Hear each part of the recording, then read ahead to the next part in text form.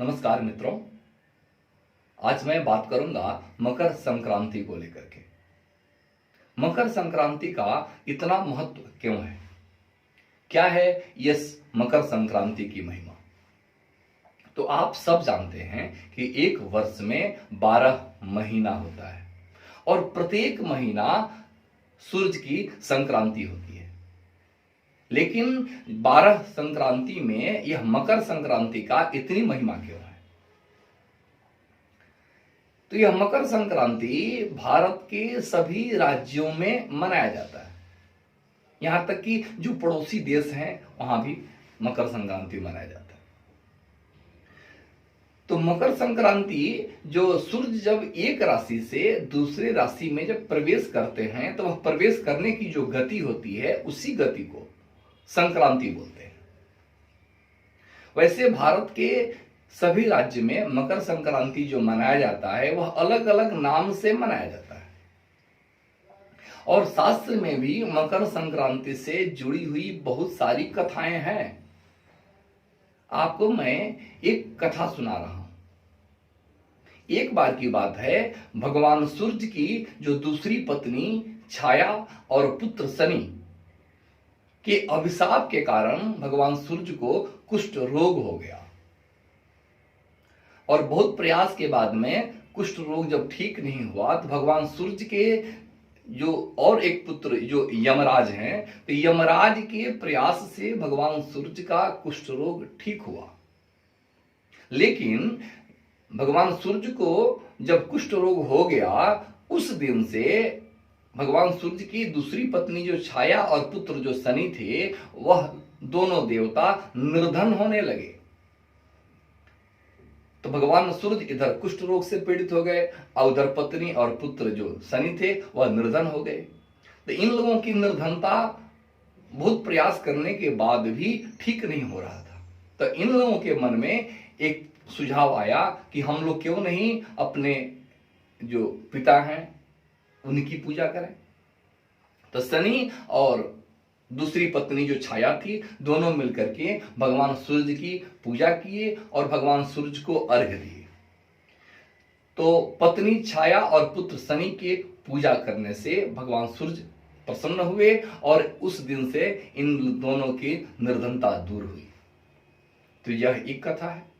और दूसरी कथा यह है कि मकर संक्रांति के दिन ही महर्षि भागीरथ मां गंगा को लेकर के सागर तक पहुंचे थे। आगे आगे भागीरथ चल रहे थे और पीछे पीछे मां पतित पावनी मां गंगा चल रही थी और कपिल मुनि के आश्रम होते हुए सागर तक पहुंची। तो दूसरी कथा के अनुसार भी मकर संक्रांति के दिन स्नान करने का, गंगा का दर्शन करने का महत्व है। और तीसरी कथा यह है कि महाभारत के अनुसार जब महाभारत की जब लड़ाई हो रही थी तो उस लड़ाई में अर्जुन के द्वारा जब भीष्म पितामह को जब बाण सज्जा पर सोना पड़ा था, इतना बाण चलाए कि भगवान भीष्म पितामह बाण सज्जा पर लेट गए। लेकिन बाण सज्जा पर लेटने के बाद भी गंगा पुत्र भीष्म ने सूर्य को उत्तरायण होने की प्रतीक्षा कर रहे थे। कारण कि दक्षिणायन में जो शरीर का त्याग करता है उसको स्वर्गलोक की प्राप्ति नहीं होती है। इसलिए गंगा पुत्र भीष्म ने उत्तरायण होने की प्रतीक्षा कर रहे थे। तो मकर संक्रांति के बाद ही सूर्य उत्तरायण होते हैं। तो जब मकर संक्रांति के दिन सूर्य जब उत्तरायण हुए तो गंगा पुत्र भीष्म ने अपना शरीर का त्याग किए। यह दूसरी कथा। तीसरी कथा यह है कि स्कंद पुराण के अनुसार, स्कंद पुराण और रेवा खंड के अनुसार उसमें भी मकर संक्रांति की बड़ी महिमा है। मकर संक्रांति के दिन यदि कोई गंगा स्नान करे, तिल का दान करे और सत्यनारायण भगवान की पूजा करे तो यह करने से उसकी जो दरिद्रता है यह करने से वैसे व्यक्ति के जीवन में कभी भी कोई अभाव नहीं रहता है। यह कथा स्कंद पुराण में है। जिस स्कंद पुराण से जो सत्यनारायण भगवान की जो कथा लिया गया है उस स्कंद पुराण में इस मकर संक्रांति की चर्चा है। तो कहने का मतलब है इस मकर संक्रांति का इतना महत्व हमारे जीवन में है कि आप इस मकर संक्रांति के दिन गंगा स्नान करें।